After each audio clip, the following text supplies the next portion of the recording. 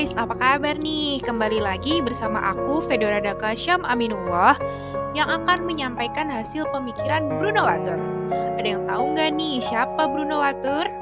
Asing banget ya kan nama ini bagi kalian? Kalau gitu, aku kenalin dulu nih friend, beliau ini siapa? Nah, di sini ada foto beliau nih yang bernama Bruno Latour.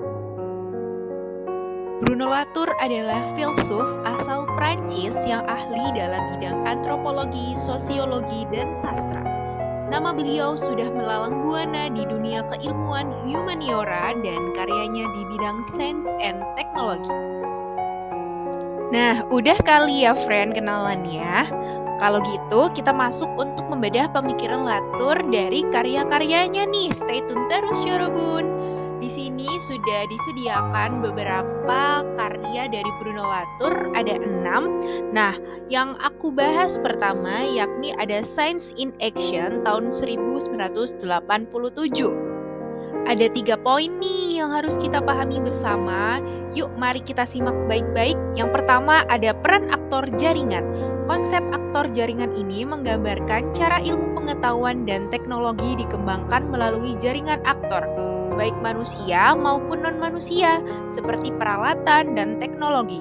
Semua aktor memiliki peran dalam bentuk pengetahuan. Yang kedua, proses ilmu pengetahuan sebagai tindakan. Buku ini juga menekankan proses ilmu pengetahuan sebagai tindakan atau science in action. Latour berusaha menunjukkan cara ilmu pengetahuan dibuat melalui praktik sehari-hari. Beliau berfokus pada proses kerja ilmuwan dan insinyur, bukan hanya hasil akhir dari penelitian mereka.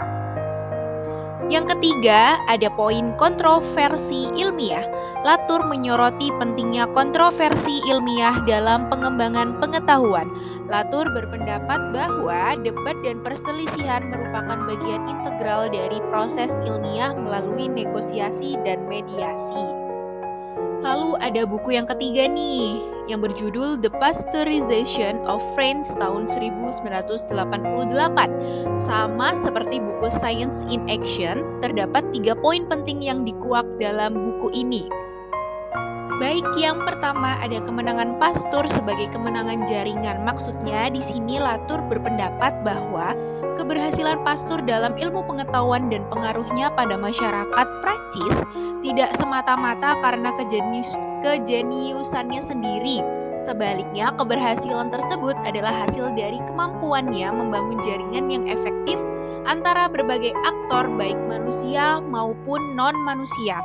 Nah, yang kedua, sains sebagai proses negosiasi. Latour menggambarkan ilmu pengetahuan sebagai hasil negosiasi dan mediasi. Dalam kasus Pasteur, tidak hanya eksperimen ilmiah yang penting, tetapi kemampuannya untuk meyakinkan orang lain tentang pentingnya dan kebenaran temuannya. Yang terakhir nih, agensi mikroorganisme. Latour menekankan cara Pasteur memberikan peran penting kepada mikroorganisme dalam praktik ilmiah dan masyarakat. Ini mengubah cara manusia memandang dan berinteraksi dengan dunia mikroba yang pada akhirnya mempengaruhi praktik medis, kebersihan, dan produksi makanan. Yang ketiga, dalam bukunya Politics of Nature tahun 2004. Nah, sebelum masuk ke buku ini, Kak Fedora, aku mau ngecek kalian nih masih aman gak ya? Baru setengahnya nih, aman kan ya? Lanjut dulu ya. Yang pertama, mulai dari kritik terhadap pemisahan alam dan masyarakat. Dalam buku ini, Latour lebih mengkritik pandangan tradisional yang memisahkan alam dari masyarakat dalam diskusi politik. Dia berpendapat bahwa pemisahan ini tidak produktif dan menghalangi pemahaman dan pengelolaan isu lingkungan secara efektif. Yang kedua, ada pengantar ke parlemen benda. Latour mengusulkan konsep parlemen benda atau Parliaments of Things sebagai model baru untuk memasukkan isu lingkungan dan ilmiah ke dalam demokrasi. Model ini bertujuan untuk memberikan suara kepada entitas non-manusia dalam proses pengambilan keputusan politik dengan mengakui mereka sebagai aktan yang memiliki kepentingan. Yang ketiga nih, perubahan peran ilmu pengetahuan. Dalam model Latour, ilmu pengetahuan tidak lagi berfungsi sebagai sumber otoritas yang mutlak, tetapi sebagai salah satu partisipan dalam dialog demokratis. Ini menuntut ilmu pengetahuan untuk lebih terbuka dan responsif terhadap masukan dan kritik dari masyarakat luas. Masuk ke buku keempat nih, Making Things Public, tahun 2005. Dalam buku ini ada 3 poin penting juga yang perlu kita ketahui dan pahami, friend. Yang pertama, perluasan konsep perwakilan politik. Buku ini menantang pandangan tradisional tentang perwakilan politik yang hanya melibatkan manusia. Benda-benda, teknologi, dan entitas non-manusia juga harus dianggap sebagai partisipan aktif dalam proses demokratis. Yang kedua, benda sebagai mediator. Maksudnya di sini adalah benda-benda dan artefak teknologi dilihat sebagai mediator yang membentuk dan dibentuk oleh praktik demokrasi. Mereka tidak hanya pasif, tetapi memiliki peran penting dalam mengatur hubungan sosial dan politik. Yang ketiga, pentingnya desain. Buku ini menekankan pentingnya desain dalam menciptakan atmosfer demokratis yang memungkinkan benda-benda berpartisipasi dalam proses politik. Desain dianggap sebagai sarana untuk memfasilitasi dialog antara manusia dan manusia. Yuk, tinggal dua buku lagi nih, semangat ya. Buku yang keempat yakni berjudul An Inquiry into Modes of Existence. Ini terbit tahun 2013. Berbeda dengan keempat buku sebelumnya, buku ini memiliki 4 poin penting, yakni pertama, pengenalan berbagai modus eksistensi, kedua, kritik terhadap dualisme modern, dan ketiga, diplomasi ontologi serta kritik terhadap kritik. Nah, buku yang ke-6 di sini ada Fasing Gaya yang diterbitkan tahun 2017.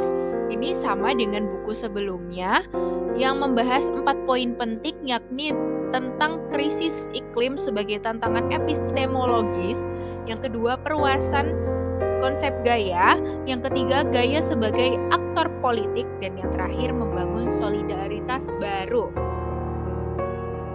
Nah, dari pemikiran Latour yang sudah kita bahas tadi, ada 3 dampak pemikiran Latour bagi kritik sastra. Udah kan ya kita memahami pemikiran Bruno Latour dalam buku-bukunya? Bisa kali kita juga mengetahui dampak pemikiran Latour bagi kritik sastra.